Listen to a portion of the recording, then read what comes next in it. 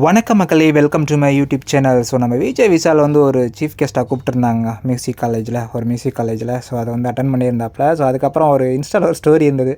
So Arun Prasad, அப்புறம் Raanav, Sathya, Jeffrey எல்லாரையும் take பண்ணி. ஸோ அதை பற்றி நான் சொல்கிறேன். அதுக்கு முன்னாடி ப்ளீஸ் சப்ஸ்கிரைப் பண்ணிக்கோங்க, லைக் பண்ணி கிளிக் பண்ணிக்கோங்க.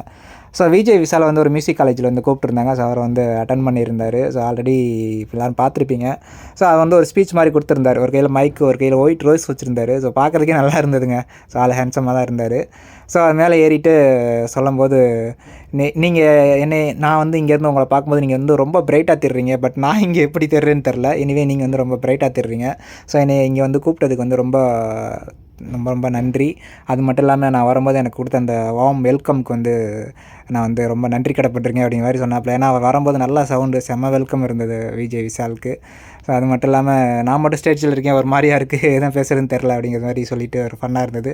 அதுக்கப்புறம் ஒரு இன்ஸ்டா ஸ்டோரி இருந்தது. ஸோ அதில் அருண் பிரசாத், ராணவ், ஜெஃப்ரி, சத்யா எல்லாரையும் டேக் பண்ணி, விஜய் விஷால் எல்லாரையும் டேக் பண்ணி, ஸோ அந்த சந்தானம் மாரியா அந்த காமெடி. ஸோ மச்சான் பாட்டு எழுதிட்டியாடா அப்படின்னு சந்தானம் கேட்குறது மாதிரி, இல்லைடா ஃபஸ்ட் லைன் மட்டும் இன்னும் எழுதலை, அவன் மித்ததெல்லாம் எழுதிட்டியாடா அப்படின்னு, இல்லைடா அதுவும் எழுதலை அப்படிங்கிற மாதிரி இருந்தது. ஸோ இந்த காம்போ வந்து திருப்பி பார்க்கணுன்னு எல்லாருக்குமே ஆசையாக இருக்குன்னு நினைக்கிறேன்.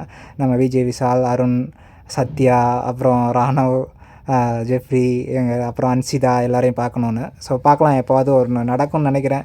ஸோ ஏதாவது பிளான் பண்ணுவாங்க. ஸோ அப்படி அந்த மாதிரி ஏதாவது அப்டேட் இருந்தால் நான் வந்து உங்களுக்கு அப்டேட் பண்ணுறேன். அது வரை ஸ்டே டியூன். தேங்க்யூ.